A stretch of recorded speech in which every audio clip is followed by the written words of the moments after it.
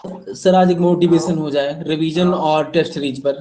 बिल्कुल बिल्कुल बिल्कुल रहेगा, बिल्कुल रहेगा। मैं यही कह रहा हूँ कि थोड़ी देर हम लोग एक काम करते हैं, टेस्ट एंड मेजरमेंट को एक संक्षिप्त में थोड़ा सा देख लेते हैं कि पहले वहां पे है क्या। इसके बाद हम लोग सीधा, क्योंकि जो पढ़ने का हमारा दायरा है वो बिल्कुल क्लियर हो चुका है और हम लोग मैक्सिमम जो हार्ड वर्क हमको करने चाहिए वो सब कर रहे हैं, लगभग हो गए, क्योंकि उन सबको दिखने लगा है कि हमारी एग्जाम की जो डेट है डेली एक दिन घट रही है। और ऐसे में जितना भी समय हमारे पास है सारे टाइम को हम लोग सही दिशा में एक्सपेंड कर रहे हैं।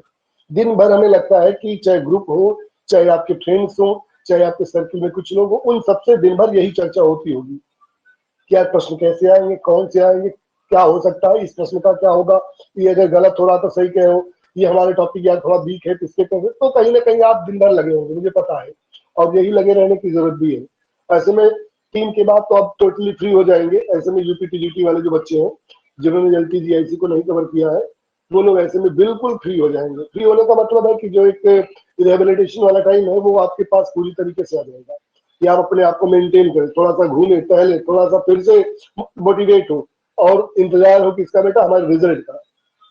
और लगभग जब आप पेपर दे के आते हो तो एक आपके दिमाग में एक बन जाता है कि हमने कितना किया है और मेरिट का एक लेवल क्या होगा, आंकड़ा क्या होगा, क्योंकि आते ही सब मिल जाते हैं, प्रश्नों के लगभग सारे उत्तर मिल जाते हैं, है ना। तो वहां पे दिक्कत नहीं होनी चाहिए। ठीक है, पहले हम लोग थोड़ा सा कोशिश करेंगे क्या बेटा, जो एक टॉपिक बच रहा उस पे, ताकि उसकी वीडियो वगैरह जब हम लगाएं तो आप बिल्कुल श्योर हो जाए कि वीडियो यहाँ का है, इसमें ये छूटा है तो इसको कैसे कवर किया जाए। शुरू कर बेटा, पहले वहां पे आ जाए, फिर बात करते हैं आपकी मोटिवेशन पे। शुरू किया जाए बेटा। Okay sir, okay sir. Yes.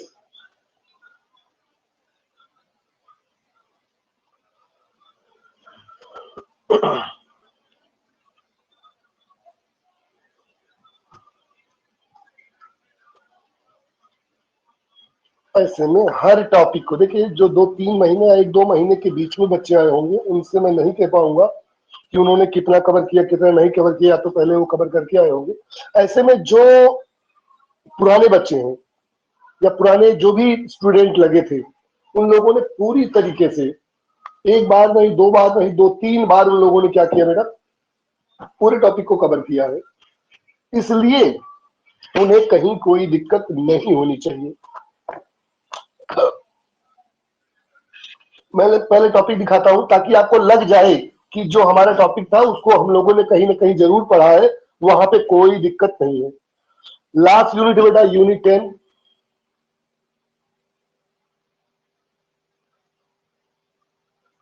Unit 10, test and measurement.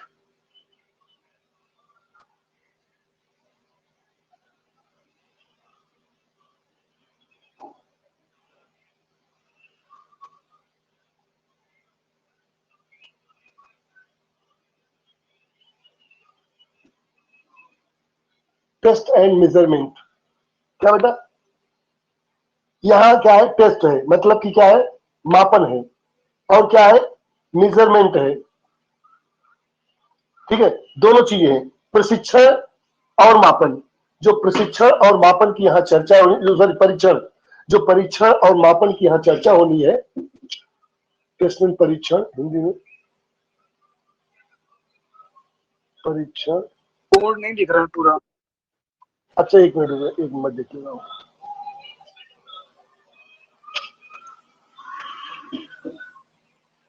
दिख रहा है दिख सर। रहा होगा, दिख रहा होगा। आप थोड़ा सा अपना वो डायरेक्शन ठीक कर ले, रोटेशन वगैरह जो लगाए होंगे ना उसको ठीक कर ले तो क्लियर हो जाएगा। परीक्षण और मापन, परीक्षण एवं मापन या परीक्षण और मापन की जो चर्चा होनी है बेटा, ऐसे में यहाँ पे किन किन प्रश्नों पे हमें डिबेट करना है, कहाँ कहाँ से प्रश्न आते हैं, ऐसे में इसकी एक चर्चा होनी चाहिए। ऐसे में एलटीजीआईसी में बता दूं कि यहाँ पे बहुत छोटा सा टॉपिक उन्होंने दिया, ज्यादा नहीं दिया है, लेकिन यूपी टीजीटी में यहाँ से जो प्रश्न पूछे जाते हैं उनका क्राइटेरिया बहुत बड़ा है, क्योंकि वो हर जगह से प्रश्न उठाते हैं। ठीक है, इसमें पहला बेटा meaning importance and definition of test and measurement, मतलब जो परीक्षण है और मापन है उसकी अर्थ और परिभाषा की चर्चा करनी, मतलब अर्थ की चर्चा करनी है, साथ ही साथ उनके महत्व की चर्चा होनी है। ठीक है, तो 3 चीजें हैं बेटा, क्या क्या, मीनिंग है, डिफिनीशन है और मेजरमेंट है। किसकी? हमारी जो टेस्ट एंड मेजरमेंट है।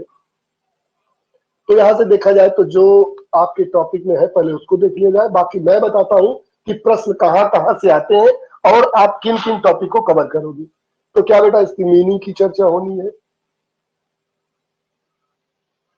मतलब जो इसका अर्थ है इसी की आप इसी में लिख ले, जो इसकी डिफिनीशन है उस डिफिनीशन की भी चर्चा आपको यहीं पे करनी है।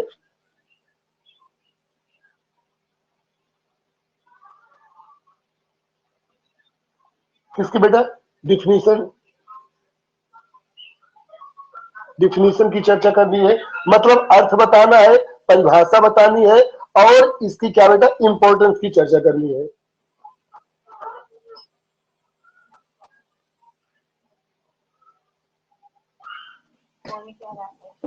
ठीक है, ये क्या था बेटा? ये तो थ्योरी की चर्चा है। ये जो तीन टॉपिक है ये थ्योरी के हैं। आप मान के चलिए कि इनसे प्रश्न आपको यूपीटीजीटी में नहीं मिलते हैं, सिर्फ मीनिंग से मिल जाता है, बहुत छोटा सा कभी कभार। बाकी मान चले कि यहां से प्रश्न कब आते हैं। इसका जो अगला टॉपिक है, जो दूसरा टॉपिक है, सबसे ज्यादा प्रश्न यहां से है। इसका जो दूसरा टॉपिक है सबसे ज्यादा प्रश्न यहां से बने हैं। जो criteria of a good test की चर्चा होती है,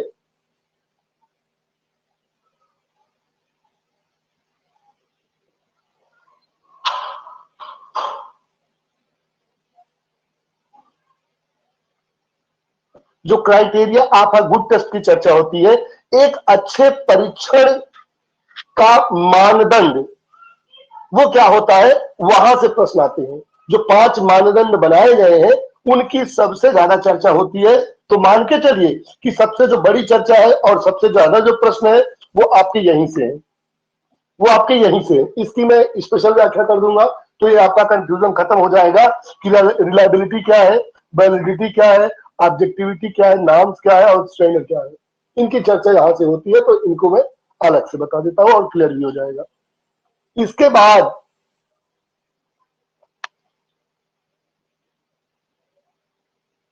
यहां का जो अगला टॉपिक है, इन्होंने ऐसे में यहां देखा जाए तो इसको कई भागों में इन्होंने बांटा है। ऐसे में इन्होंने क्या किया बेटा, टेस्ट में इन्होंने तो 2 ही टेस्ट दिया है। जो एलटीजीआईसी का सिलेबस है उन्होंने अपर टेस्ट की चर्चा की है और हार्वर्ड की चर्चा की है। 2 ही टेस्ट इन्होंने यहां पे दिए हैं। बाकी स्किल से रिलेटेड है, स्किल से रिलेटेड 4 स्किल की चर्चा इन्होंने की है। और स्कूल स्किल में भी 3 खेल से संबंधित, 1 फ्लेक्सिबिलिटी से संबंधित। ऐसे में चर्चा बेटा यहां से देखिए, जो हमने तीसरा आपका ऑप्शन बनाया है, यहां पे 2 टेस्ट इन्होंने बनाए हैं। 2 टेस्ट बनाए हैं। कौन सा? एक अपर की चर्चा,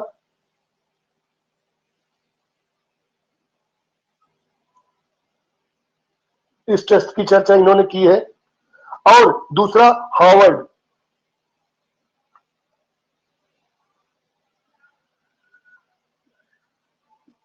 इसकी चर्चा। 2 टेस्टों की चर्चा, और साथ ही साथ 3 जो स्किल रिलेटेड है या खेल से संबंधित जो टेस्ट है वहां पे 3।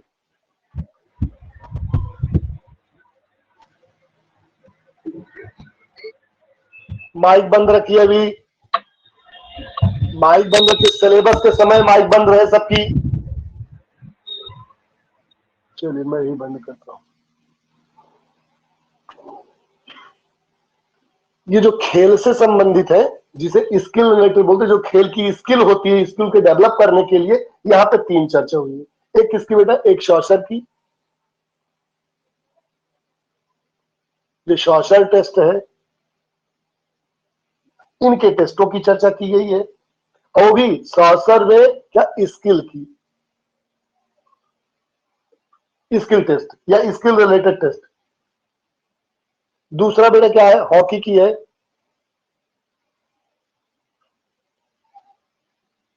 क्या है? हॉकी की। हॉकी में भी स्किल, हॉकी के जो टेस्ट बनाए हैं उनकी चर्चा हुई है। और साथ ही साथ जो हमारा वॉलीबॉल है उसकी चर्चा हुई है।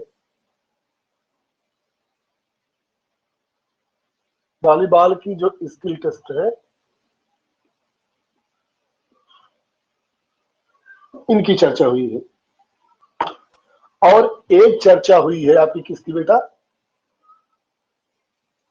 जो फ्लेक्सिबिलिटी है,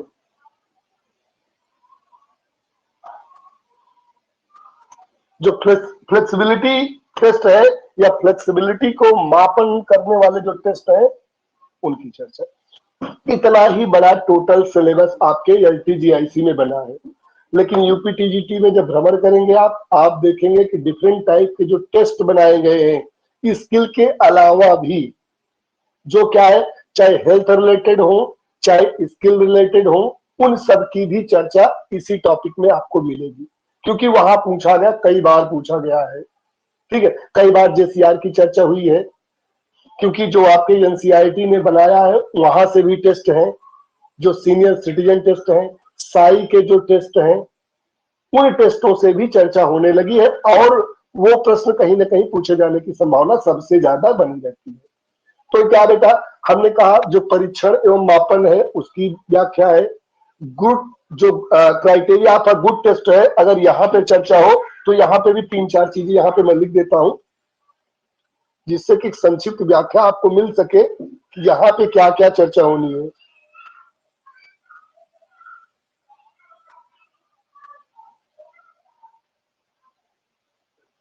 स्पेशल, बाकी मैं अलग से भी बताऊंगा किस तरीके से इसको आप राइटिंग करेंगे या लिखना होगा तो कैसे लिखेंगे आप। जो रिलायबिलिटी है, जिसे विश्वसनीयता बोलते हैं,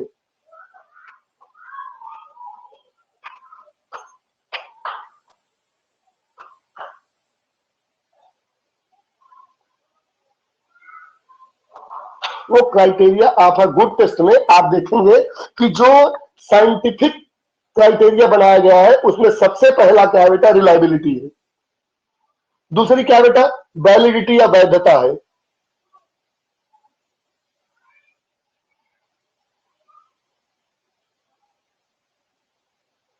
दूसरी क्या बेटा, वैलिडिटी या वैधता है। तीसरी वस्तुनिष्ठता है।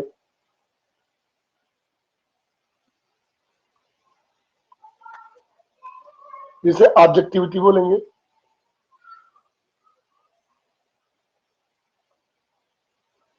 ऑब्जेक्टिविटी हो गया। जो चौथा बेटा वो हमारा नाम्स है, जिसे प्रमाप बोल सकते हो।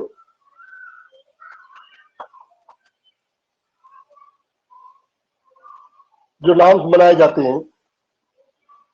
और पांचवा क्या बेटा, उसी का मानक है या जिसे स्टैंडर्ड बोलते हैं।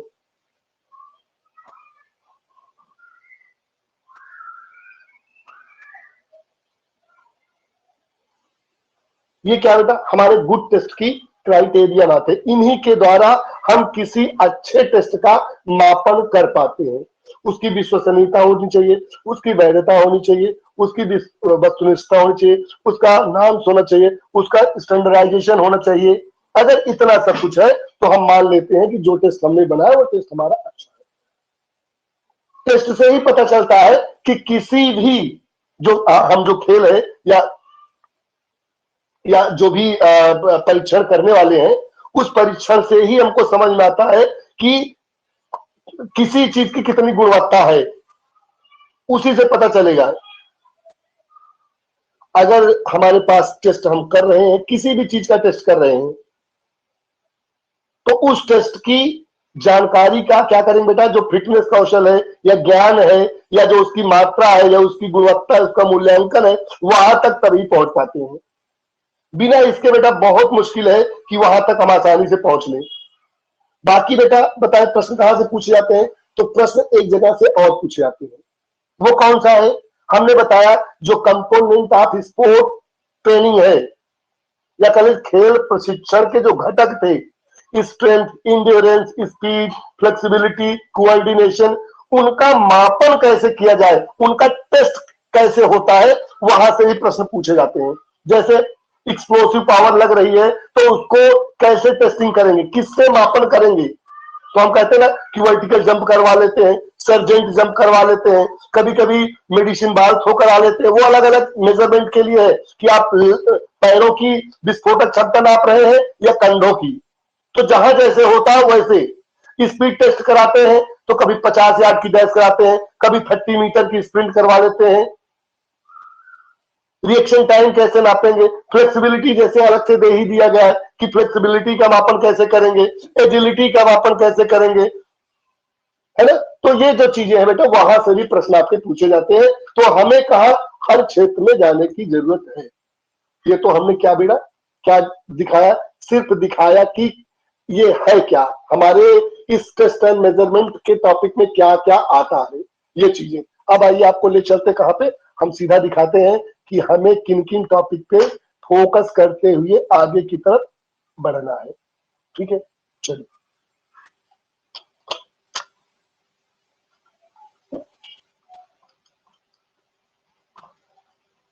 देखिए, टॉपिक समझ में आ जाएगा तो पढ़ने में बिल्कुल दिक्कत नहीं होगी। टॉपिक नहीं समझ में आएगा तो आप बिल्कुल मतलब अपसेट रहेंगे। आपको लगेगा कि यार पता नहीं क्या पढ़ रहे हैं, सर ने क्या बताया, यहाँ पे क्या होना चाहिए, जरूरी था कि नहीं था।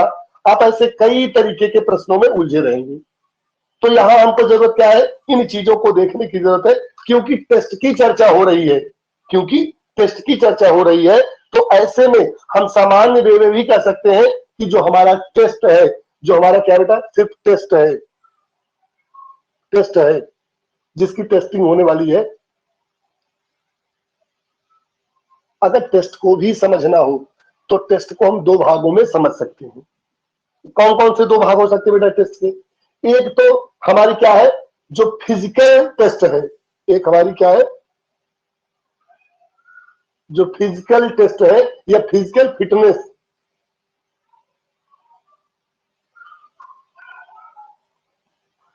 उसकी चर्चा। दूसरी क्या है, एक जो खेल से संबंधित स्किल रिलेटेड है,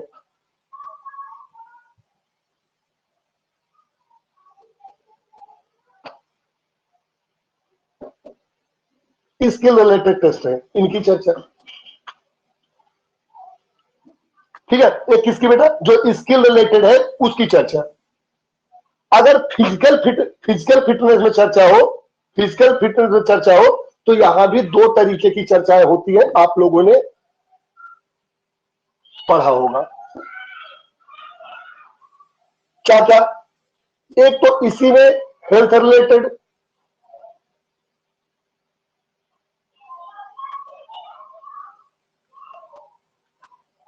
हेल्थ रिलेटेड मतलब स्वास्थ्य संबंधी, जिससे ये पता लगाया जाता है कि आपका स्वास्थ्य अच्छा है कि खराब है। दूसरी क्या है, स्किल रिलेटेड है, स्किल में खेल से संबंधित, जो खेल में आएगा वही स्किल में आ जाएगा। ठीक है, या इसे मोटर फिटनेस भी कह सकते हो, हेल्थ रिलेटेड, इसे आप मोटर फिटनेस भी बोल सकते हो, मोटर और स्किल।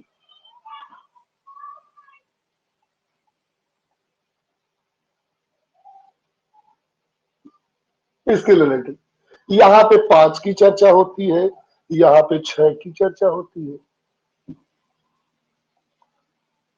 ठीक है, यहां से भी प्रश्न पूछे जाते हैं, ये खूब अपने आप दिमाग में रखें, क्योंकि दोनों जगहों से प्रश्न आपको मिलेंगे। और यदि आपके दिमाग से थोड़ा सा भी कोई टॉपिक स्किप हुआ तो निश्चित रूप से समस्या मान के चलो कि एक तरीके से आप ज्यादातर तो प्रश्न सामान्य ही पूछ लिए जाते हैं कि निम्नलिखित में से कौन सा हेल्थ रिलेटेड है, कौन सा स्किल या मोटर रिलेटेड है। देखिए, हेल्थ रिलेटेड जो है ये सबके लिए कॉमन है, आपके स्वास्थ्य को दर्शाएगा, स्वास्थ्य संबंधित इसे बोल सकते हैं, क्या, स्वास्थ्य संबंधित।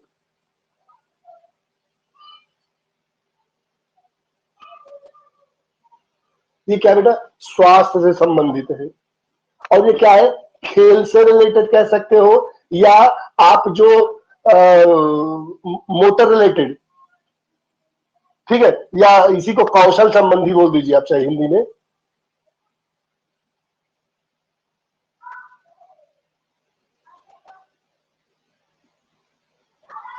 कौशल संबंधी, यहाँ पे 5 बेटा, और ये बार बार कहीं ना कहीं आपसे ऐसे ही सामान्य प्रश्न पूछे जाते रहते हैं, इसलिए इन प्रश्नों पे बिल्कुल आप संक्षिप्त में एक समझ लेंगे तो बाकी बचा सब मोटर में चला जाएगा, मोटर या जो स्किल रिलेटेड है सब वहां पे चला जाएगा। देखिए, जो कार्डियो, पहले तो आप दो जो हेल्थ रिलेटेड है उसमें से दो जो मस्कुलर से संबंधित है, देखिए या तो मांसपेशियों में ताकत होनी चाहिए या उसी के साथ और क्या होना चाहिए, उसकी जो क्षमता है। भाई आप किसी चीज को धक्का देंगे या किसी चीज को मार रहे हैं या किसी खिलाड़ी ने कुछ खेल रहे हैं या दौड़ रहे हैं, तो वहां दो चीजें, एक तो ताकत होनी चाहिए तब आप दौड़ पाएंगे, और कुछ दूर दौड़ने के लिए आपके पास एंड्योरेंस भी होना चाहिए। तो दो चीजें बेटा, पहला क्या,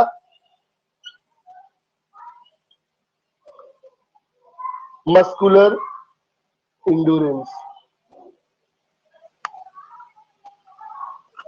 क्या बेटा, मस्कुलर की इंड्योरेंस। दूसरा क्या बेटा, मस्कुलर की स्ट्रेंथ, स्ट्रेंथ। एक तो मांसपेशियों की ताकत और एक मांसपेशियों की सहनशीलता, दो तो क्लियर हो गया मांसपेशियों से। तीसरा क्या है, ताकत के साथ साथ अगर आप दौड़ना चाहते हैं, कुछ दूर भागना चाहते हैं, तो आपके पास कार्डियोवैस्कुलर भी होना चाहिए, जो हृदय श्वसन संबंधी क्षमता है वो भी होना चाहिए। तो कार्डियो वैस्कुलर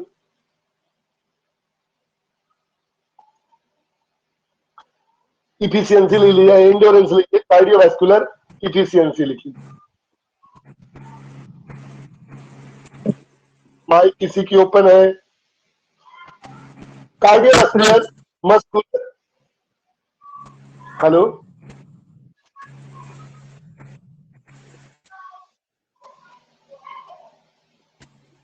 आगे क्या बेटा, फ्लेक्सिबिलिटी होनी चाहिए। बिना फ्लेक्सिबिलिटी के आप कोई भी क्रिया नहीं कर सकते हैं। आदमी कहते हैं जितना फ्लेक्सिबल है उतना ही मान के चले कि उसके अंदर ताकत भी है और उतना ही उसके अंदर क्या बेटा, सहन क्षमता भी है। तो फ्लेक्सिबिलिटी होनी चाहिए। सबसे अंतिम में क्या है, हमारे बॉडी की जो बनावट है वो कैसी होनी चाहिए। तो देखिए जो बॉडी कंपोजिशन है,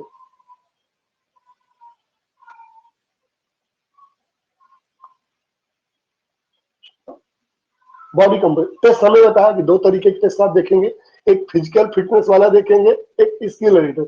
फिजिकल में आएंगे तो हेल्थ रिलेटेड मिल जाएगा और उसी में आपका मोटर जो कौशल संबंधी है या कह लीजिए कि जो मोटर परफॉर्मेंस है उनकी चर्चा। ऐसे में चर्चा की जाए बेटा तो हमने कहा 5 आपके कहां पे हैं, हेल्थ रिलेटेड है, जिनमें से मांसपेशियों की 2, हमारे जो कार्डियो और कार्डियो की है एक, फ्लेक्सिबिलिटी और बॉडी की बनावट। तो बॉडी की बनावट सब इतना देखें, अगर इतना सही लगता है तो आदमी लगता है यार स्वस्थ है। ये चीजें अगर सही तो स्वस्थ है, वो खिलाड़ी नहीं है, वो स्वस्थ है। खिलाड़ी के अंदर क्या क्या होना चाहिए, जो हमारी स्किल रिलेटेड है, अगर खेल से संबंधित है तो आइए उसकी चर्चा कर लेते हैं। अगर उसकी चर्चा की जाए बेटा तो आप खेल के दौरान देखते हैं कि सबसे जरूरी क्या है कि खेल खेल रहे हैं तो एजिलिटी बहुत जरूरी है। एजिलिटी जिसे हिंदी में क्या चपलता बोलते हैं। आप कोई खेल खेल रहे हैं, आप फुटबॉल ही खेल रहे हैं, हॉकी खेल, कुछ भी, वहां पे चपलता बहुत जरूरी है। तेजी से भागे, रुके, लौटे, मोड़े, बॉल को हिट के फिर लौटे, एजिलिटी वहां जरूरी है, चपलता। दूसरा क्या होना चाहिए बेटा, दूसरा किसी भी खेल के लिए बैलेंस बहुत अनिवार्य है। कुछ खेलों में तो बैलेंस के ऊपर ही सारा कुछ टिका, जैसे जिम्नास्टिक वगैरह हो गया। तो संतुलन,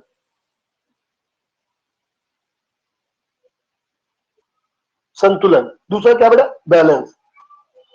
किसी भी खेल के लिए हमारी बॉडी में कोऑर्डिनेशन होना चाहिए। अगर कोऑर्डिनेशन नहीं है तो निश्चित रूप से हम किसी भी खेल में अच्छे खिलाड़ी नहीं बन पाएंगे।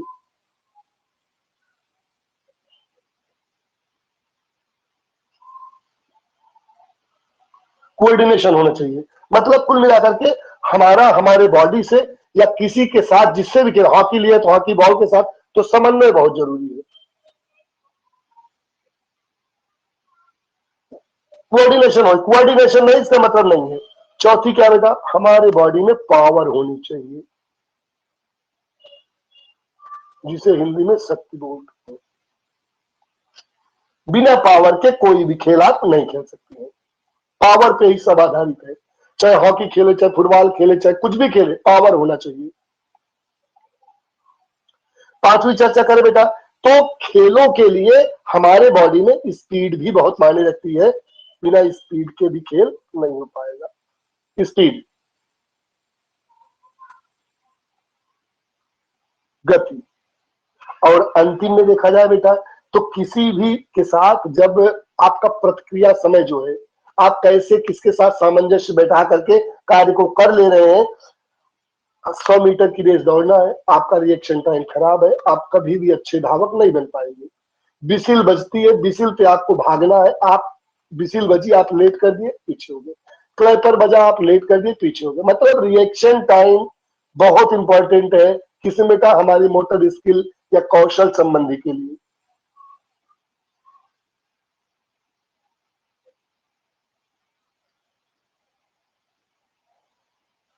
रिएक्शन टाइम, इसी को क्या बोलते हैं बेटा, प्रतिक्रिया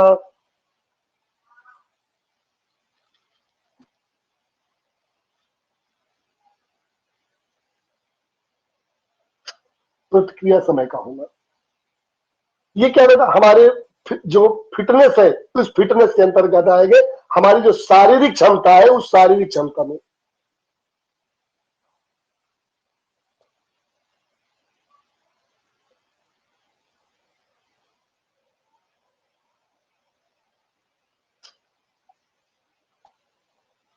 ये तो शारीरिक क्षमता की चर्चा हुई बेटा। इसी में अगर देखें तो हमारे पास क्या है दूसरा, जो हमारे स्किल रिलेटेड है, जो अभी हम लोगों ने देखा कि हमारे यहाँ पे सिर्फ 3 ही की चर्चा हुई है, बाकी सही बताएं तो प्रश्न तो कहीं से भी पूछे जाते हैं।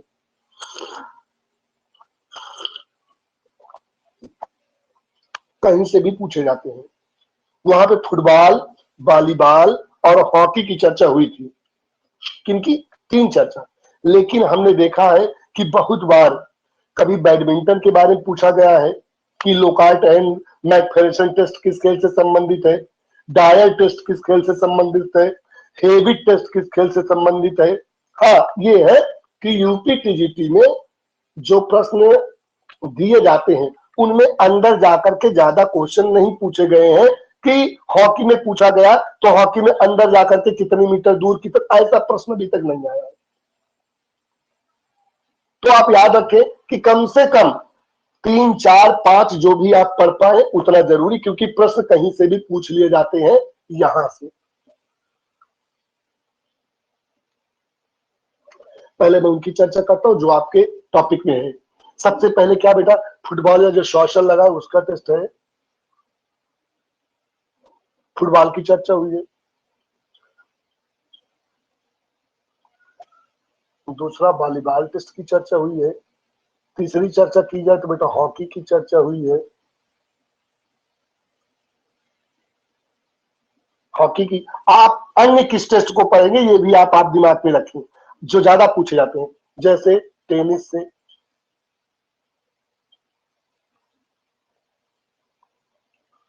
टेनिस से संबंधित जो टेस्ट है उनकी थोड़ा चर्चा करनी है। टेनिस के साथ साथ बैडमिंटन की चर्चा होती है, तो बैडमिंटन में जो टेस्ट बने हैं उनकी भी चर्चा थोड़ा करने की जरूरत है। बैडमिंटन के साथ साथ अगर आप देखें तो यहाँ पे जो बास्केटबॉल के टेस्ट है उनकी भी चर्चा होती है।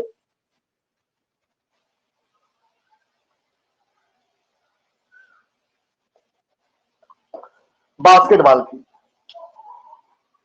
ठीक है। ये जो टेस्ट हमने लिखे हैं लगभग मान के चलिए कि आपको कहीं ना कहीं मिलने की संभावना रहेगी। इनमें सिर्फ टेस्ट से रिलेटेड जो टेस्ट है उतना भी याद रहे तो आई थिंक ज्यादा दिक्कत नहीं। बाकी वीडियो सबकी बनी है, जहां बताएंगे वहां मैं भेज दूंगा, कंफ्यूजन आपका खत्म। ठीक बेटा, एक तो ये टॉपिक है आपका। अब एक टॉपिक की जो और चर्चा करनी है मुझे, वो मैं लाता हूं।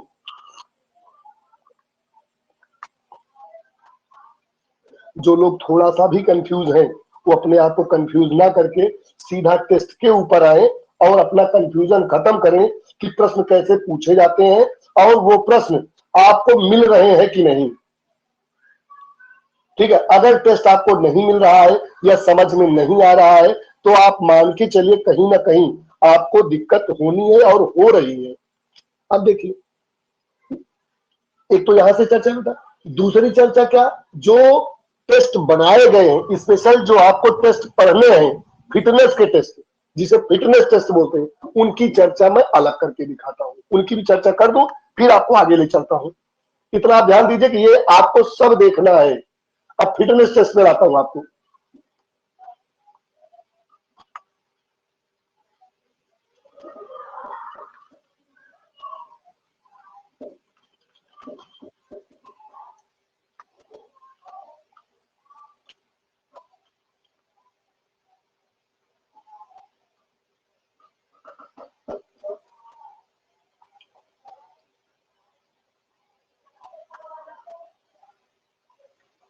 जिससे आपकी फिटनेस चेक की जाती है, उस फिटनेस टेस्ट की चर्चा की जाए तो ऐसे में कम से कम 5 से 7 फिटनेस टेस्ट ऐसे हैं जिनकी चर्चा सदैव होती है। नंबर 1 पे देखिए किसकी चर्चा बेटा, आपने देखा होगा जो क्राउज वेबर टेस्ट है, वहां से बहुत बार प्रश्न पूछे गए हैं।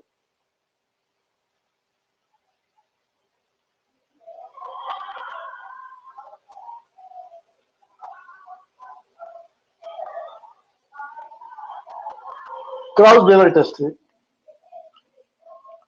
दूसरी चर्चा की जाए बेटा तो जो अपर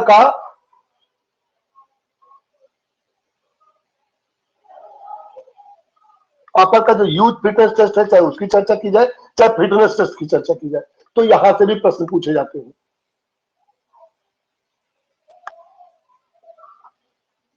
तीसरी चर्चा की जाए बेटा तो जो हार्वर्ड स्टेप टेस्ट है, यहां से पिछली बार प्रश्न भी आया था, और यहां से इस बार आया था किसमें, आपके वहां पे जो वो वाला था, क्या बोलते हैं, ईएमआरएस में, वहां से प्रश्न आया था।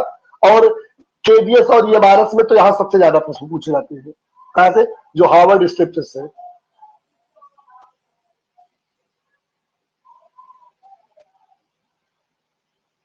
क्योंकि कार्डियो को चेक करने के लिए होता है, तो इसकी भी चर्चा बहुत तेजी से होती है। आपने आगे देखा होगा जेसीआर की चर्चा बहुत होती है। जेसीआर टेस्ट, जेसीआर में कभी कभी पूछा जाता है जेसीआर टेस्ट किस लिए बनाया गया है, कैसा टेस्ट है, कितने इसमें बैटरीज है, जो 3 बैटरीज रखी गई उन 3 बैटरीज में क्या है। फिर कभी कभी पूछता है कि जो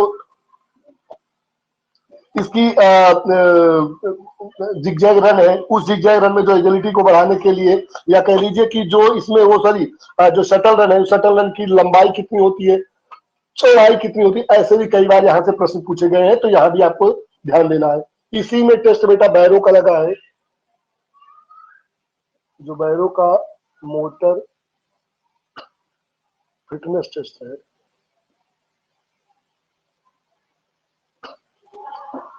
बैरो से कभी कभी सामान्य प्रश्न पूछा था, बैरो टेस्ट कब बना, किसने निर्मित किया, यहां से जनरल मोटर फिटनेस है या मोटर फिटनेस है, ऐसे करके आपके टॉपिक में एक और इंडियाना की चर्चा होती है।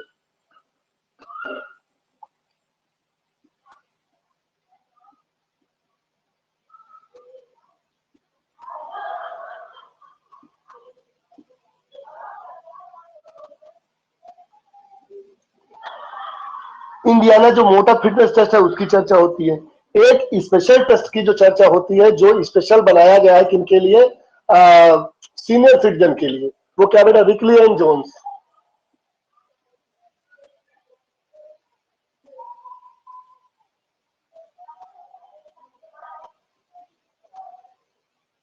रिकली एंड जोन्स जो सीनियर सिटीजन के लिए बनाया गया, 60 साल के ऊपर वालों के लिए बनाया गया है, उस टेस्ट की सबसे ज्यादा चर्चा होती है और आपकी एनसीईआरटी में बहुत स्पष्ट है।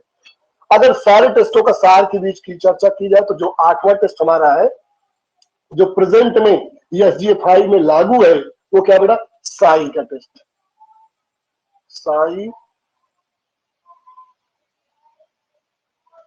Fitness test. और इसको भी 2 भागों में बांटा गया है बेटा, यहाँ पे 2 भागों में बांटा गया है, एक क्लास 3 तक के लिए है, एक क्लास 4 से लेकर के 12 के लिए है। तो वो दोनों तरीके से यहाँ पे है, एक क्लास 3 से है और एक 4 to 12 के लिए है, ये 1 to 3 के लिए है। तो 2 टाइप के इसको जो बनाया गया है, यहाँ से भी बहुत सारे प्रश्न पूछे जाते हैं। और इनसे मैं बता दूं, 2-3 प्रकार के प्रश्न पूछे जाते हैं। एक तो यह प्रश्न आता है कि यह टेस्ट, जो जिन टेस्टों की मैं चर्चा कर रहा हूं, ये टेस्ट कब बने, कब। मतलब निर्माण इनका कब हुआ। दूसरा, इसमें जो टेस्ट कब किसने टेस्ट बैटरी मतलब कितने टेस्ट आइटम है, उन टेस्ट आइटमों की चर्चा, या कभी कभी इनके प्रोसीजर की भी चर्चा कर ली जाती। प्रोसीजर की चर्चा ना के बराबर लेकिन मान के चले तो ज्यादा अच्छा है। तो हर टेस्ट पे ज्यादा नहीं, अगर सामान्य भी आप चर्चा कर लेंगे तो एक बार आपका कंफ्यूजन खत्म रहेगा। क्योंकि ऐसे में सारे टेस्टों की, जैसे मान लो क्राउस वेबर है 1954 में बना है, 1954 में क्राउस वेबर बना था, जिसमें जो क्राउस थे वो थे, और जो वेबर का मतलब जो क्राउस और वेबर ये दो नाम है बेटा, ये दो नाम है, इन दोनों नामों से बना था। जो हेंस क्राउस थे और जो सोंजा वेबर थी, उन दोनों लोगों ने मिल करके 1954 में इस टेस्ट को बनाया था। इसमें टेस्ट बैटरी 6 इन्होंने रखी थी। कितने? 6 टेस्ट आइटम रखे। इनकी चर्चा मैं आगे कर दूंगा, मैंने इस टेस्ट को बहुत अच्छे से क्लियर भी किया है। अगर बात की जाए बेटा किसकी, जो हमारा अपर की चर्चा है, तो अपर दो भागों में पूछा जाता है। पहली बार जब निर्माण हुआ था तो 1903 में था, जब कहां पे, अमेरिका में इसको बनाया गया था, तो वहां पे इस तरीके से था अलग। लेकिन जब इसको सही दिशा में लाया गया तो 1958 में है, जब टेस्ट बैटरीज उसमें सही दिशा में डाल दी गई। तो ये अपर टेस्ट की चर्चा होती है।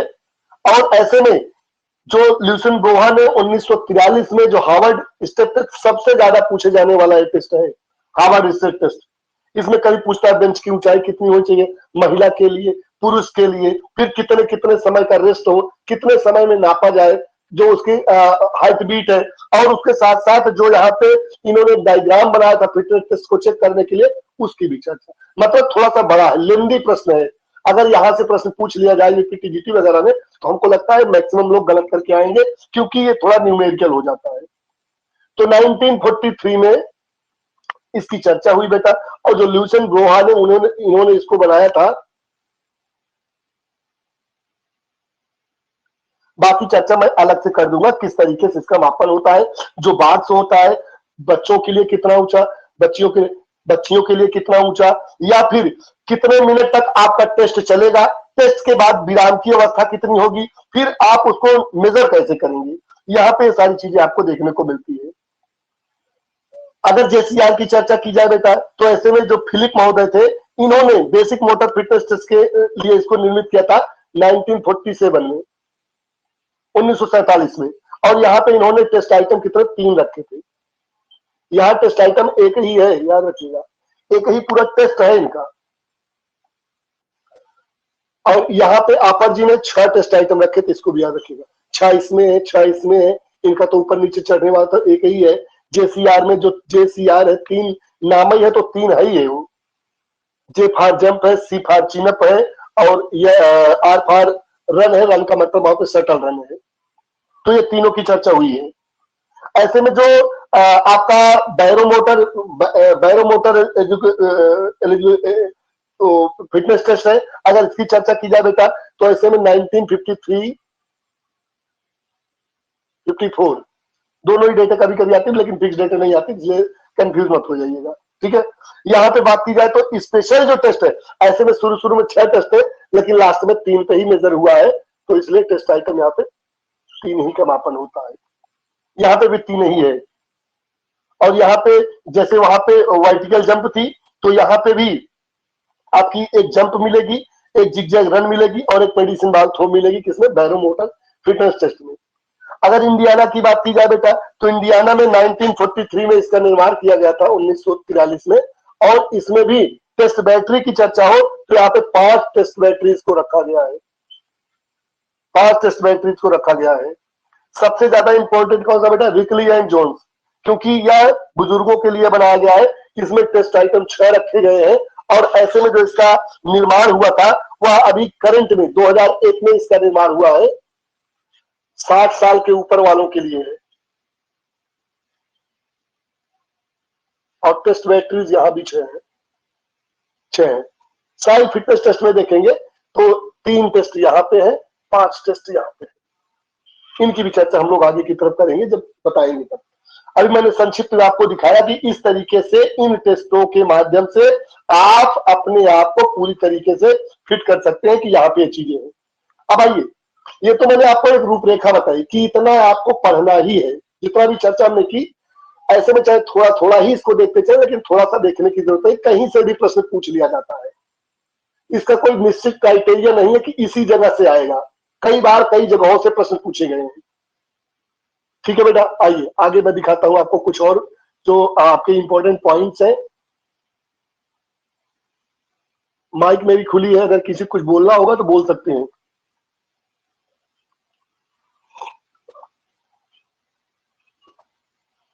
बाकी देखिए, बाकी जो टेस्ट आपके हैं, इन टेस्टों के अलावा भी सर साई फिटनेस टेस्ट का निर्माण कब हुआ था? क्या बेटा?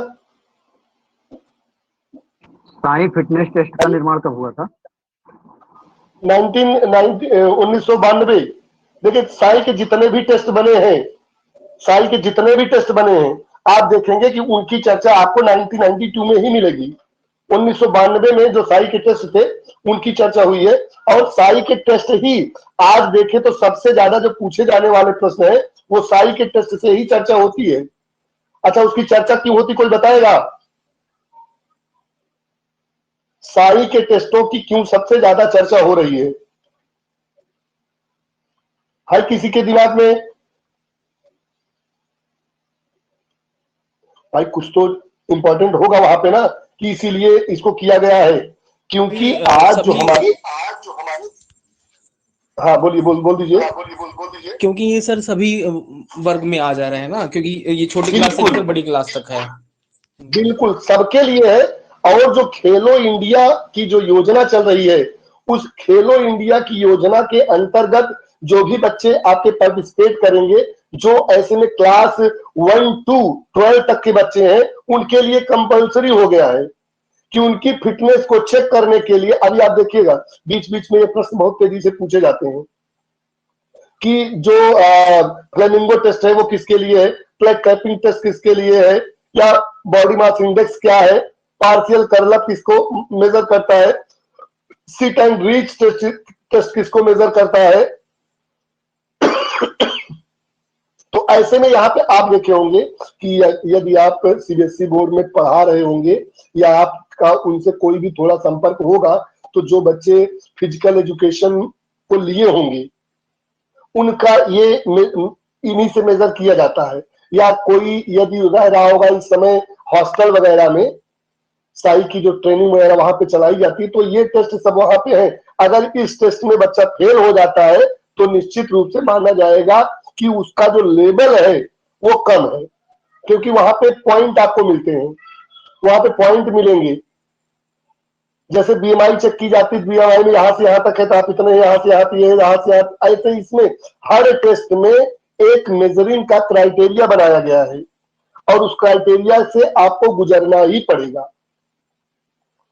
आइए थोड़ी सी और चर्चा कर देते हैं ताकि आपका कंफ्यूजन जो है वो पूरी तरीके से खत्म रहे और हम लोग अपने टॉपिक पे आसानी से आ सके। ठीक है, देखिए हमने कहा 3 चीजें। एक यहाँ पे आपका क्या बेटा, टेस्ट है। दूसरा इसका है क्या, मेजरमेंट।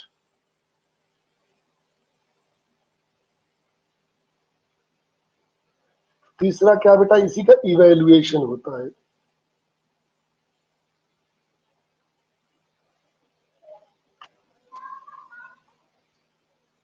ठीक है, ये क्या टेस्ट आपका परीक्षण होगा।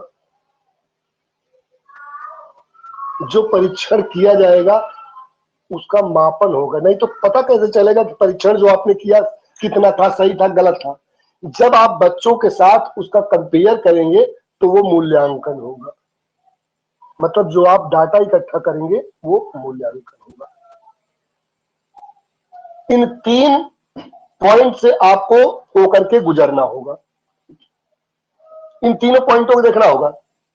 अगर हम सामान्य सी बात करें टेस्ट की, तो हम कह सकते हैं कि टेस्ट एक क्या है, उपकरण है। भाई टेस्ट एक मशीन है, टेस्टिंग मशीन पे आपको हमने रखा। मान लीजिए हमने कहा आपकी स्ट्रेंथ को टेस्ट करना है, हमने क्या लिया, जो वो क्या बोलते हैं, अरे दबाने वाला क्या बोलते हैं उसे, जो हाथ की शक्ति मापता है, क्या बोले मुझे, गोनियोमीटर। हाँ गोनियो हाँ मैनो। मान लीजिए मैनोमीटर से मान लो चर्चा हो रही है, मान लो क्या है वहां पे दबाना है, दबाने के साथ वो घड़ी बताएगी कितनी ताकत आपने लगाई। तो क्या है, एक तरीके से कहा जाए तो हम कह सकते हैं कि टेस्ट एक उपकरण है जिसका प्रयोग कर किसी खिलाड़ी या ग्रुप को उसके कौशल या उसके ज्ञान का मूल्यांकन किया जाता है। भाई उसका मूल्यांकन कैसे करेंगे, को कितना अच्छा है, एक टेस्ट करवाएंगे। 100 मीटर की हमें रेस करवानी है, हमें देखना किसकी स्पीड अच्छी है, हमने क्या किया, यहां से यहां तक लगा दिया, 10 खिलाड़ियों को खड़ा कर दिया, हमने 10 को दौड़ा दिया। ये जो दौड़ाया ना, हमने एक टेस्ट करवाया। ये हमारा क्या था बेटा, टेस्ट था कि यहां से यहां तक सब लोग दौड़ेंगे। लेकिन जब हम स्टॉप वॉच लेके खड़े होंगे, खट खट खट खट दबाते जाएंगे, ये इतने पे इतने पे इतने पे इतने, जो आंकड़ा हमने लिया वो हमारा मेजरमेंट है, जो हमने मापन किया, स्टॉप वॉच में लगाया, जो रिटर्न किया वो क्या मापन है। जब एक दूसरे से तुलना किए कि प्रथम कौन, द्वितीय कौन, तृतीय कौन, चतुर्थ, वो क्या हमारा मूल्यांकन है। सामान्य भाषा की मैं चर्चा कर रहा हूं यहाँ पे, क्योंकि हमें थ्योरी को ज्यादा बताने की जरूरत नहीं है, क्योंकि हमें अपने बेसिक टॉपिक पे चलना है, स्पेशल यूपी टीजीटी की तरफ। जब आप एलटीजीआईसी में जाएंगे तो इन सबको अलग अलग तरीके से आपको लिखना भी पड़ेगा। हमने साफ साफ शब्दों में कहा कि टेस्ट क्या है, एक उपकरण है जिसका प्रयोग कर हम किसी खिलाड़ी या पूरे समूह को या उसके कौशल या उसके ज्ञान का मूल्यांकन करते हैं। किसके माध्यम से, टेस्ट के माध्यम से।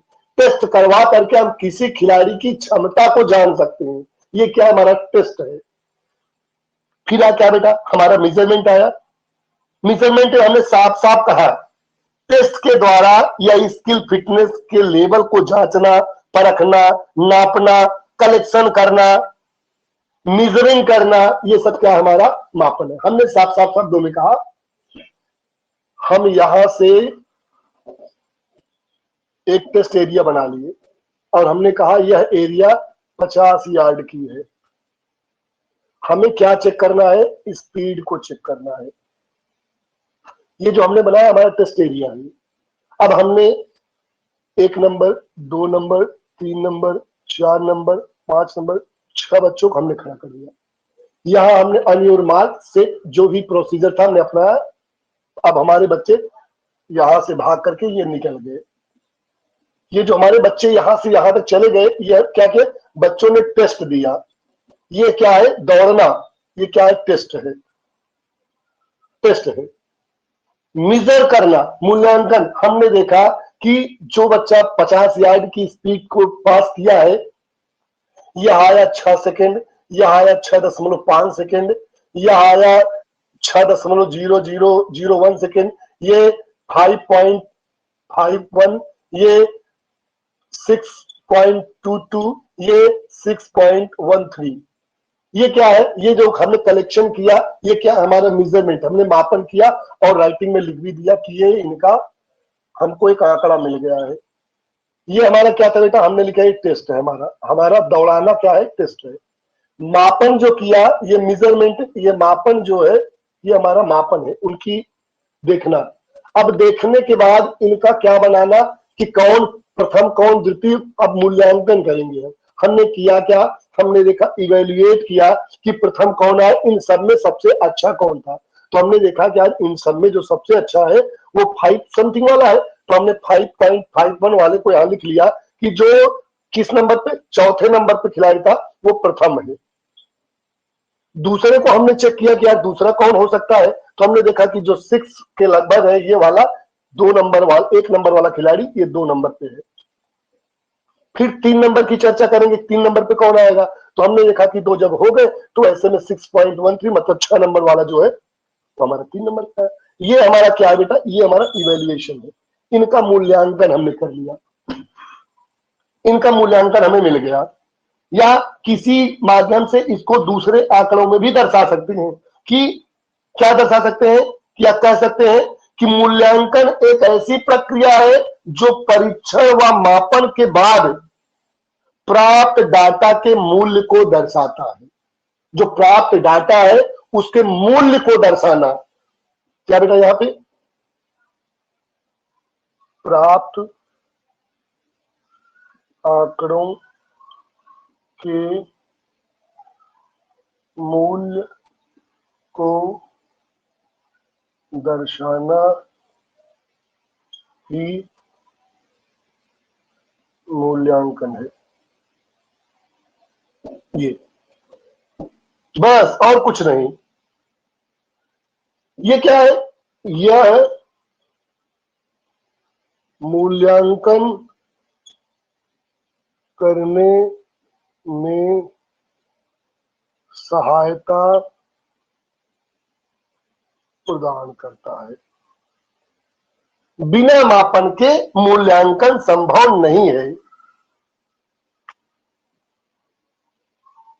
इसमें जो आपको मिलेंगे, जो भी चीजें मिलेंगी, आप कह सकते हो कि यहां पे जो मिलने वाला है संख्यात्मक मूल्य हो सकता है, विशेषज्ञ हो सकता है, वैज्ञानिक स्कोर हो सकता है, वो सब यहां पे देखने को मिलेगा।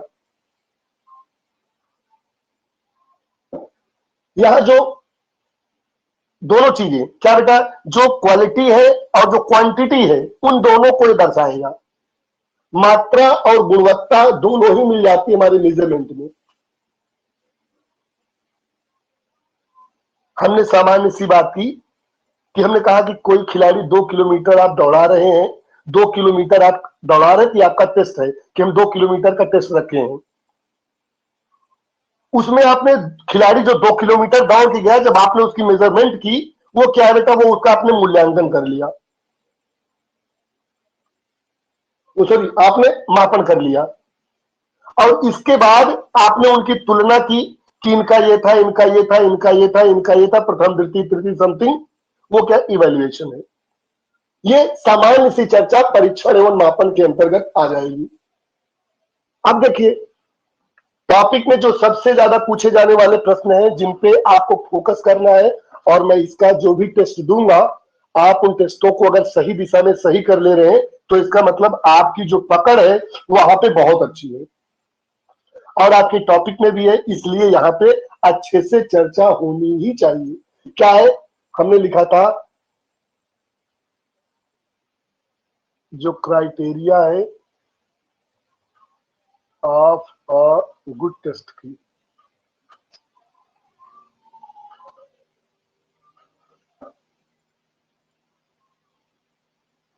जो अच्छे परीक्षण की कसौटियां हैं, या जो अच्छे परीक्षण के घटक हैं, जो अच्छे परीक्षण के लक्षण हैं, कौन कौन से होने चाहिए?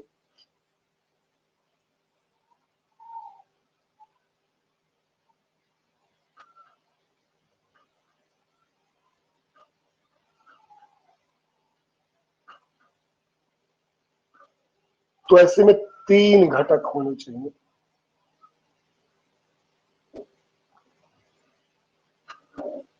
अगर प्रश्न पूछा जाता है कि एक अच्छे टेस्ट की कौन कौन सी क्राइटेरिया होती है, तो 3 प्रकार की कसौटियों पे आपको किसी टेस्ट को खरा उतरना होगा। किन किन पे खरा उतरना होगा? सबसे पहले तो बेटा साइंटिफिक होना चाहिए। कैसा? साइंटिफिक।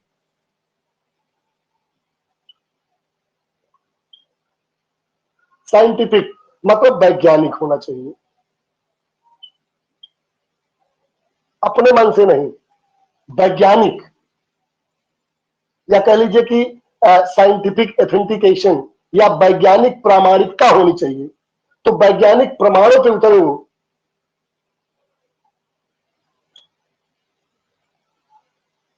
उस टेस्ट की वैज्ञानिक प्रामाणिकता होनी चाहिए, एक। दूसरा क्या होना चाहिए बेटा, जो आप करवा रहे हैं उसका एडमिनिस्ट्रेटिव बढ़िया होना चाहिए, मतलब प्रशासनिक ढंग से भी वो ठीक हो।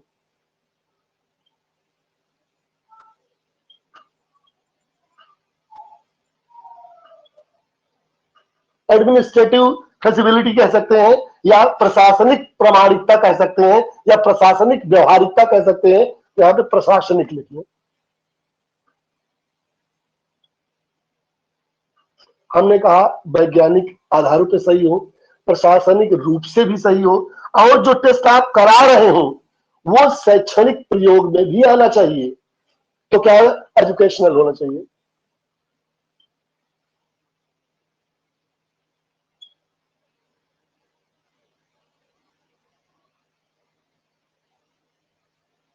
कैसे बोला, शैक्षणिक होना चाहिए।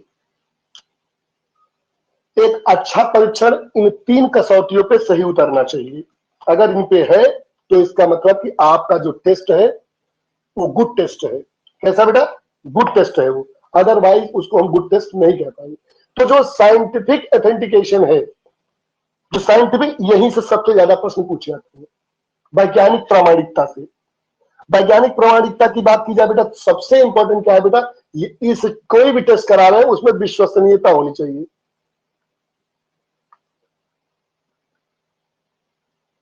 क्या बेटा, विश्वसनीयता होनी चाहिए, मतलब रिलायबिलिटी।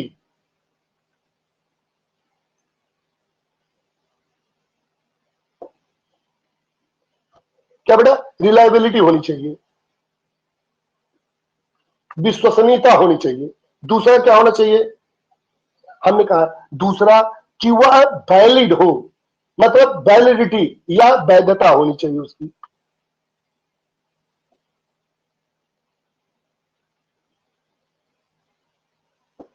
वैलिडिटी होनी चाहिए। तीसरी क्या बेटा, उसकी वस्तुनिष्ठता होनी चाहिए, मतलब ऑब्जेक्टिविटी। विश्वसनीयता, वैधता, वस्तुनिष्ठता। ऑब्जेक्टिव में तो ऐसे ही सामान्य प्रश्न पूछ ले जाते हैं।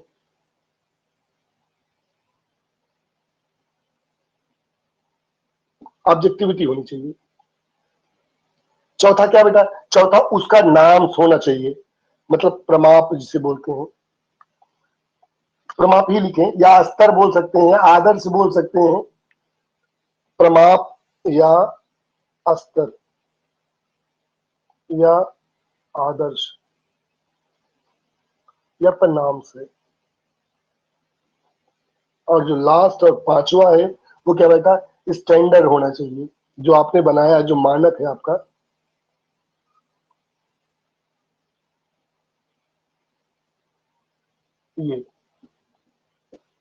ये 5 जो हमने प्रश्न लिखे हैं, अक्सर जो एक अच्छे क्राइटेरिया, एक किसी गुड टेस्ट की क्राइटेरिया में निम्नलिखित में से कौन सा आता, कौन सा नहीं आता है, ऐसे भी प्रश्न आपसे पूछे जाते हैं।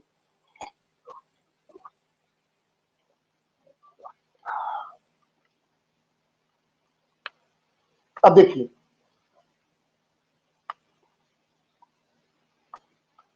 सीधी बात है, आप विश्वास किस पे करते हैं, विश्वसनीयता कैसे आती है?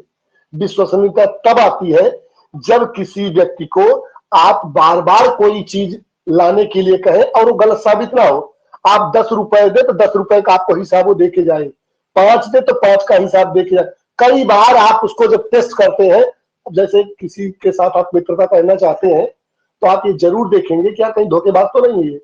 धोखेबाज की पहचान कैसे करेंगे आप कभी कुछ भी जो भी मन में आएगा, आप पर्स खोल के चले जाएंगे ऐसे गाड़ी में या कहीं किनारे रख देंगे कि यार देखो पैसा इसमें कोई लेता है कि नहीं लेता है। वो आया, आपके साथ बैठा, आपके पैसे नहीं चुराया, चला गया, आपको देखा भी पैसा रखा, बल्कि बता दिया यार आपका ये पैसा रखा, इसको रखिए जेब में, गिर जाएगा। तो आपकी विश्वसनीयता उसमें बढ़ जाती है। सबसे ज्यादा विश्वसनीयता कैसे बढ़ती है, बार बार टेस्ट करने पर एक जैसा ही वो हर बार साबित हो जाए। तो यहां क्या बेटा, हम लिख सकते हैं कि एक ही टेस्ट पर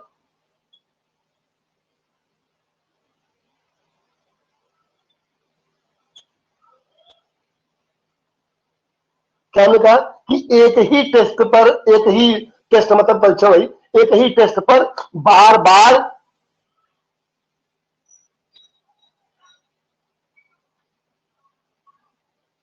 बार टेस्ट लेने पर स्कोर एक जैसा है, स्कोर एक जैसा, मतलब स्कोर एक जैसा आना चाहिए। आप किसी चीज, हमने कहा बार बार आपने किसी को परखा कि हमारे लायक है कि नहीं, अगर वो हर बार आपके वादों पर या किसी पे खरा उतरते जा रहा है तो इसका मतलब कि वो फिट है। फिर आप उस पर आगमन करके आप कहें यार हमारी विश्वसनीयता है, हमारी विश्वास पात्र है, इन पर कभी मैं संदेह नहीं कर सकता। तो क्या रिलायबिलिटी है ये, क्या आपकी विश्वसनीयता बन गई। तो सीधी सी बात है, किसी टेस्ट को जब हम एक ही टेस्ट को बार बार टेस्ट करें और उसका जो स्कोर है वो एक ही जैसा हर बार आए, तो क्या है, विश्वसनीयता है। वैधता क्या है? जिस टेस्ट को हमने किया है या परीक्षण अपना कार्य पूरा कर रहा है या नहीं, अर्थात उस जिसके लिए वो बनाया गया है उसका काम कर रहा है, कहीं दूसरा तो नहीं कर रहा। जैसे मान लो हमने कहा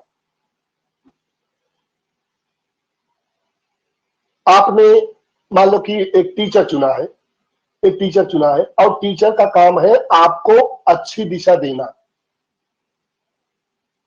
अगर वो टीचर, मान लो कि आपने हिंदी का टीचर चुना, आप चाहते को टीचर हमको हिंदी ही पढ़ाए, लेकिन वो आता है उर्दू पढ़ाने लगता है, आता है इंग्लिश पढ़ाने लगता है, आता है साइंस पढ़ाने लगता है, तो इसका मतलब वो वैधता नहीं, उसमें वैधता वैलिडिटी उसकी ठीक नहीं है, वो वैलिड नहीं है। हिंदी का था इंग्लिश पढ़ा रहा है, हिंदी का था और कुछ पढ़ा रहा है, हम स्पोर्ट्स के होकर के आपको इकोनॉमिक्स पढ़ाना चालू कर दें, तो ये क्या है? हमारी वैधता नहीं है। कहने का मतलब क्या है कि जिस परीक्षण अपना कार्य पूरा कर रहा है कि नहीं, या सीधा सीधा कहें कि जिसके लिए बनाया गया है उसको माप रहा है या नहीं, सीधी सी बात है, इतने मिल के बस। परीक्षण जिसके लिए बनाया गया है उसका मापन कर रहा है या नहीं। अगर कर रहा है तो वैलिड है, नहीं कर रहा है तो इसका मतलब इनवैलिड है। मतलब परीक्षण जिसके लिए बनाया गया उसी का ही वो मापन करें या उसकी वैधता है, सीधी सी बात है।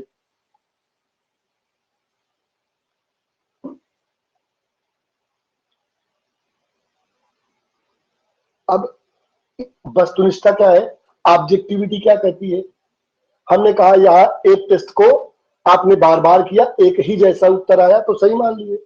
आपने कहा जिसके लिए हमने टेस्ट बनाया था, जैसे मान लो कि फ्लेक्सोमीटर आपने बनाया फ्लेक्सिबिलिटी के लिए, और फ्लेक्सिबिलिटी के लिए जगह वो आपकी स्ट्रेंथ को मापन करे तो गलत है। वो फ्लेक्सिबिलिटी का मापन कर रहा है कि नहीं, सही कर रहा है तो सही है, नहीं कर रहा तो गलत है। बस ऑब्जेक्टिविटी क्या है? ऑब्जेक्टिविटी वस्तुनिष्ठता कहती है हमारी कि एक परीक्षण को किसी एक समूह पर, मतलब यहां पे 10 लोग हैं, 10 लोगों पर, इसमें 10 लोग हैं, एक समूह पर क्या किया हमने प्रयोग किया, एक हमने टेस्ट बनाया था और इन सभी पर उस टेस्ट का हमने प्रयोग किया, एक पूरे उस पर प्रयोग किया। और इस पर क्या किया बेटा, हमने 2 और या 2 से अधिक जो एक्सपर्ट थे वहां पे एक नहीं बल्कि 2 एक्सपर्ट लगाए। कितने? एक या एक से अधिक एक्सपर्ट, मतलब कम से कम 2 होने चाहिए, एक नहीं, 2 से अधिक एक्सपर्ट नियुक्त हों। और सभी के जो स्कोर है वो एक जैसे ही है। यहाँ पे तो हमने क्या कहा कि एक टेस्ट बनाया था हमने और उस टेस्ट को ही बार बार करके हम नापते गए तो सही निकला। यहाँ पे हमने क्या कि कई लोगों पे किया जाना है, लेकिन हमारा जो टेस्टर है 2 या 2 से अधिक है, 3 भी हो सकते। जैसे हमने क्या किया, जैसे आप लोग देखते होंगे जब ताइक्वांडो या फिर जूडो या कराटे समथिंग इस तरीके की प्रतियोगिता होती है कुश्ती वगैरह की, मान लो कि मार्शल आर्ट हो रहा, तो ऐसे मान लो बॉक्सिंग हो रही है, बॉक्सिंग रिंग में हो रही है। रिंग में आप देखेंगे कि 3 ऑब्जर्वर बैठाए जाते हैं, एक यहाँ, एक यहाँ, एक यहाँ और एक ये टेबल पे। अब क्या है, यही हमारा ऑब्जेक्टिविटी है। अगर इसमें रेड कॉर्नर वाले ने ब्लू कॉर्नर को पंच किया, किसी ने 1 स्कोर दिया, किसी ने 2 स्कोर दिया, इसने स्कोर ही नहीं दिया, तो इसका मतलब है इसकी ऑब्जेक्टिविटी ठीक नहीं थी। आपने जो टेस्ट बनाया था वो टेस्ट गलत, ये टेस्टर जो थे, क्योंकि इन टेस्टरों ने उसको सही दिशा में नहीं मापा, मतलब टेस्ट ही आपका खराब है। वो अगर स्कोर सही आता, ये भी एक लिखता, ये भी एक लिखता, ये भी एक लिखता, लेके आते, तीनों दिखाते, तीनों में एक जैसा समान उत्तर मिलता, तो हम कहते हैं कि यार इसकी वस्तुनिष्ठता अच्छी है, मतलब ऑब्जेक्टिविटी इसकी ठीक है। किसी भी टेस्ट को जिसके ऊपर आप अप्लाई कर रहे हैं वहां पे 2 या 2 से अधिक टेस्टर लगाए जाए और सबके स्कोर एक जैसे आए, ये क्या है, ये हमारी ऑब्जेक्टिविटी है। समझ में आया कि नहीं? मतलब 2 या 2 से अधिक टेस्टर हों, यहां लिख देते थोड़ा सा, 2 या 2 से अधिक कौन बेटा, एक्सपर्ट,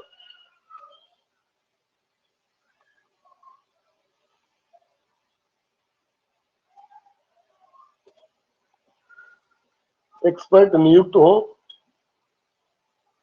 और सभी के स्कोर समान आए, तो उसकी ऑब्जेक्टिविटी बेटा कैसी है, अच्छी है, सीधी सी बात है। ये क्या है बेटा, प्रमाप स्तर, स्तर का मतलब नाम से, एक नाम होता है कि ये नाम जैसे बना दिया गया, और नाम से आप देखा है, नाम को चेक करने के लिए टी स्केल होती है, सिग्मा स्केल होती है, तो एक स्केल का मतलब एक नाम से बना दिया गया, जिसको आप क्या बोलते हैं, जब कोई खिलाड़ी आपका खेलने के लिए जाता है तो आप वहां पे नाम देखते हैं ना कि हमारा खिलाड़ी अब इस लेवल का हो गया है, तो क्या बोलते, बेंचमार्क।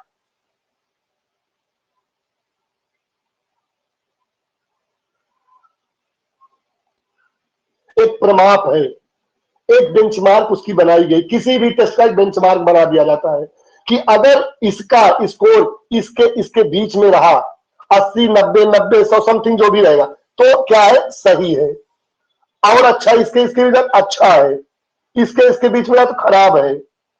ये क्या बेटा, एक हमारा प्रमाप है, एक हमारा नाम सही है। जैसे बेंचमार्क होता है, हमने किसी खिलाड़ी को ले गए और वहां दौड़ाए, और दौड़ाने के बाद वो प्रथम आ गया, फिर भी हमने देखा कि यार बेंचमार्क से तो नीचे है, वहां का बेंचमार्क 100 मीटर का 12 सेकंड था, किसी का 12 सेकंड था, और हमारा बच्चा फर्स्ट तो आया है, फर्स्ट आया है, लेकिन बेंचमार्क से नीचे है, उसका जो स्कोर है 12.05 है, इतना हो गया। इसका मतलब कि बेंचमार्क से नीचे है, उसका जो एक प्रमाप का जो नाम था वो कम है, जिसकी वजह से वो फेल है। तो बेंचमार्क का मतलब यहाँ बेटा, नाम का मतलब है कि जो एक क्राइटेरिया है, या कह लो कि जो एक स्केल है, या जो एक वरीयता सूची तैयार की जाती है, उसमें आपको क्या करेगा, सहायता प्रदान करेगा। और ये क्या बेटा, ये आपका ये कह सकते हो नियम है या दिशा निर्देश है, स्टैंडर्ड जो है, ये मानक जो है, ये जो मानक है, ये आपके एक तरह के स्टैंडर्डाइजेशन है, या एक तरीके से कह सकते हो कि ये आदर्श आपके हैं, ये आपके आदर्श इसको लिखिएगा।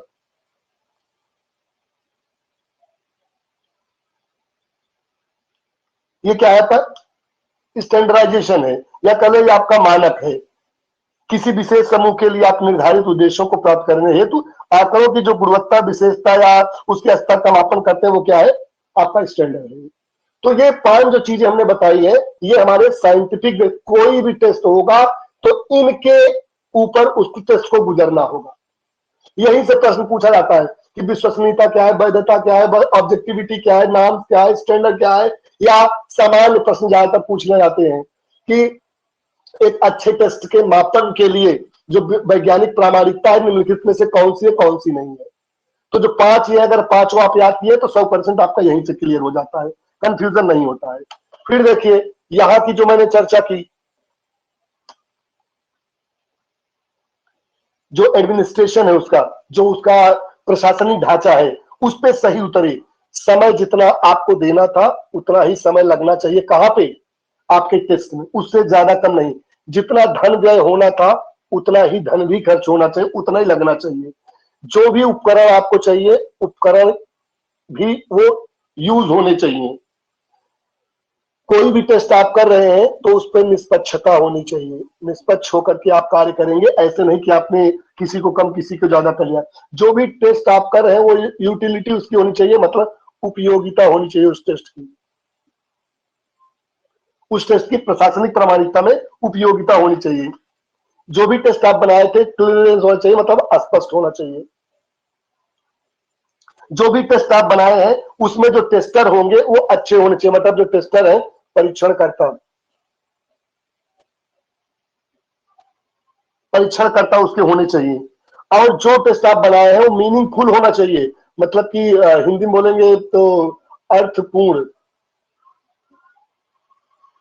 अर्थपूर्ण होना चाहिए। और जो टेस्ट आप बनाए वो सबसे बड़ी बात है, सरल होना चाहिए, इजी होना चाहिए।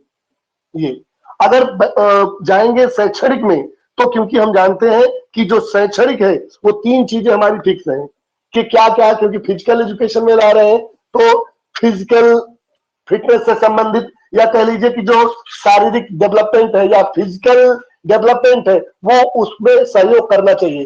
तो जो शारीरिक विकास लिख लीजिए सीधा सीधा, जो टेस्ट आप बनाए वो शारीरिक विकास के लिए होना चाहिए, मानसिक विकास के लिए होना चाहिए,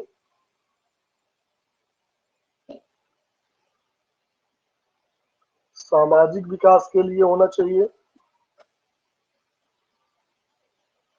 और चौथा शारीरिक, मानसिक, सामाजिक और कल्चरल डेवलपमेंट या सांस्कृतिक के लिए। सांस्कृतिक, ये क्या है? ये हमारा एजुकेशनल है, मतलब कि शैक्षणिक है, क्योंकि फिजिकल एजुकेशन में है तो ये हमारा लक्ष्य में जो भी टेस्ट बनेगा इनको देखते हुए ही बनेगा कि इनका विकास भी होना चाहिए। प्रशासनिक ढांचे में ये हमारा होना चाहिए, समय, धन, उपकरण, निष्पक्ष उपयोगिता, और जो हमारी वैज्ञानिक प्रामाणिकता को जो शो करेगा कि हमने जो टेस्ट बनाया था वो सही दिशा में टेस्ट है, तो ये चीजें विश्वसनीयता, वैधता, वस्तुनिष्ठता, प्रमाप और मानक। ये क्या बेटा, हमारी जो गुड टेस्ट की क्राइटेरिया है उसके अंतर्गत इनको आपको देखना पड़ेगा। और एक प्रश्न आपसे और पूछा जाता है, कभी कभी आ जाता है, वो ये होता है कि जो भी टेस्ट आप बना रहे हैं या जो भी टेस्ट आप यूज कर रहे हैं, उन टेस्ट में जो 6 स्टेप होते हैं, किसी भी टेस्ट के 6 स्टेप जरूरी है, उन 6 स्टेप पे आपको ले ही जाना पड़ेगा। अगर वो 6 स्टेप उसमें नहीं है तो इसका मतलब वो क्या है, आपका अधूरा टेस्ट है। उसे बोलते हैं बेटा 6 स्टेप इन आ टेस्ट।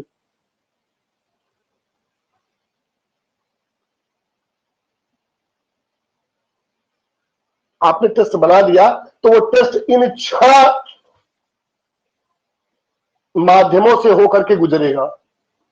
अगर इन 6 माध्यमों में से नहीं गुजर रहा है या इनकी पूर्ति नहीं हो रही तो इसका मतलब आपने टेस्ट को सही नहीं बनाया है। पहली बात, उस टेस्ट का इंट्रोडक्शन होना चाहिए।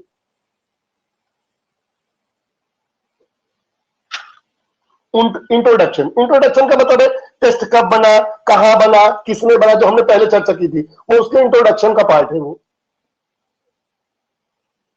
कब, कहां, किसने, ये क्या है, इंट्रोडक्शन उसका है। फिर कोई जो टेस्ट बनाते हैं उसका एक पर्पस होना चाहिए,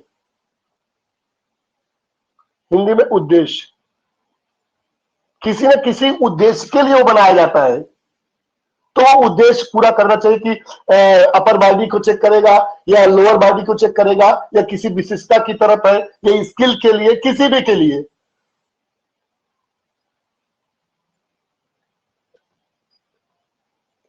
उसका तीसरा स्टेप क्या है बेटा, किसके लिए, मेड फॉर,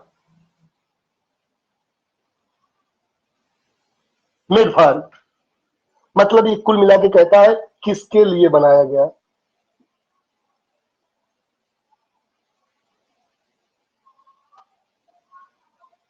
जैसे जूनियर के लिए बन सकता है, सीनियर के लिए बन सकता है, गर्ल्स के लिए बन सकता है या बॉयज के लिए बन सकता है।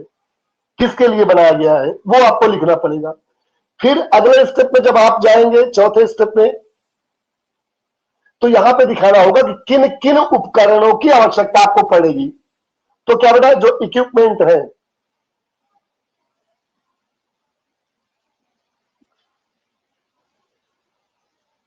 किन किन उपकरणों की जरूरत पड़, जब आप किसी टेस्ट को आप लिखने के लिए जाएंगे तो 6 स्टेप आपको याद होने चाहिए। इन 6 स्टेप को अगर आप नहीं लिखे तो आपका टेस्ट अधूरा है।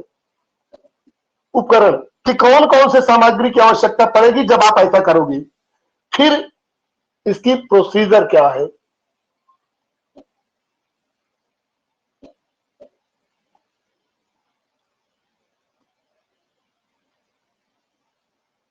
प्रक्रिया मतलब की विधि, आप उसको कैसे करवाएंगे वो विधि है। लास्ट में कोई भी टेस्ट आप करवा लेते हैं तो उस टेस्ट की स्कोरिंग होती है।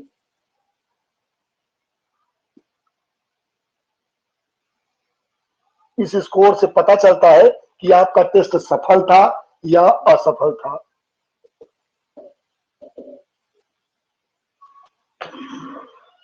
ये आपके दिमाग में रहेगा तो कहीं ना कहीं आपको कंफ्यूजन नहीं होगी और अपने टेस्ट को आप आसानी से बनाते चले जाएंगे, यहां पे आपको दिक्कत नहीं होगी। देखिए, सामान्य चर्चाएं हमने पूरी कर दी है। अब यहाँ पे सिर्फ जो जो भी टेस्ट हैं उन टेस्टों के बारे में थोड़ा थोड़ा आपको जानना होगा। उसके लिए जरूरी ये है कि मैं आपको वीडियो दूं और कुछ टेस्ट ऐसे हैं जैसे रिकली एंड जोन्स हो गया या साई के टेस्ट हो गए या फिर जो 3 टेस्ट आपके टॉपिक में दिए गए हैं, कौन से, वॉलीबॉल के टेस्ट, या फिर अगर उन टेस्टों को ना पूरा दिया जाए तो उनसे संबंधित उनके नामों की चर्चा की जाए कि इनमें क्या क्या होता। क्योंकि अगर एक एक टेस्ट को ऐसे पढ़ेंगे तो एक टेस्ट एक, जैसे मैथमेटिक्स वगैरह पढ़ेंगे ना, एक दिन में एक ही टेस्ट पूरा हो पाएगा कितना भी आप प्रयास करें। बल्कि आप क्रॉस पेपर वगैरह पढ़ेंगे तो एक दिन में 2-3 भी खत्म कर सकते हैं, या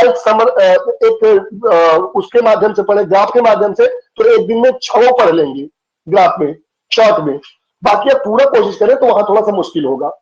बाकी अगर जरूरत होगी तो मैंने कहा है कि आपको जो पिछली क्लास चली है उनकी वीडियो है, उन वीडियो को मैं दे दूंगा, उन वीडियो के माध्यम से आप बिल्कुल कवर कर लीजिए, वहां कोई दिक्कत आपको नहीं होगी। और ऐसे में अब जो मैं लास्ट पॉइंट पे आता हूं क्योंकि टाइम भी ज्यादा हो गया है, आपके पास जो टाइम बच रहा है उस टाइम को आप एकदम बिल्कुल ये दिमाग में रखें कि इस टाइम को आप कैसे मैनेज करेंगे। ऑब्जेक्टिव जितने भी प्रश्न जा रहे हैं कोई प्रश्न आपसे छूटे ना, पहली बात। दूसरी बात, जो टॉपिक आपके दिमाग से स्किप हो जा रहा है, जैसे क्या करना है, आपने सुपर संडे को हल किया, उस सुपर संडे में आपके 20 प्रश्न गलत हुए 100 में, या 25 प्रश्न गलत हुए 125 में, तो जो 25 प्रश्न गलत हुए उन पे आपको एक टिप्पणी अपने आप से करनी है। उनके लिए बुक भी खेलना है, उनको आपको गूगल पे सर्च करना है, उनको आप दूसरों से डिबेट भी करनी है। अगर ऐसा आप कर पाते हो तो निश्चित रूप से नेक्स्ट टाइम जब वो प्रश्न आएगा तो गलत नहीं होगा। अगर आपका प्रश्न इस बार गलत हो गया कि किसी भी टॉपिक से, चाहे वो न्यूट्रिशन से गलत हुआ, चाहे विटामिन से गलत हो गया, चाहे आपके कहीं और से, तो यदि विटामिन बी से गलती हुई है तो अगली बार B1, B2, B3, B4 जो भी B12 तक, साइनाकोबालामिन तक, वहां तक आप जाएंगे। ठीक है, 1-2 टॉपिक अभी और लेने की जरूरत है और ऐसे में ज्यादातर आप प्रयास करेंगे कि आप अपना टाइम थोड़ा सा मैनेज करेंगे और ज्यादातर ऑब्जेक्टिव प्रश्नों पे जाना कोशिश करेंगे। ठीक है बेटा, बाकी कल क्लास रहेगी तो जो आपके कंफ्यूजन होंगे उन कंफ्यूजन को दूर करते आगे भी तुम बढ़ेंगे। ठीक है, गुड नाइट।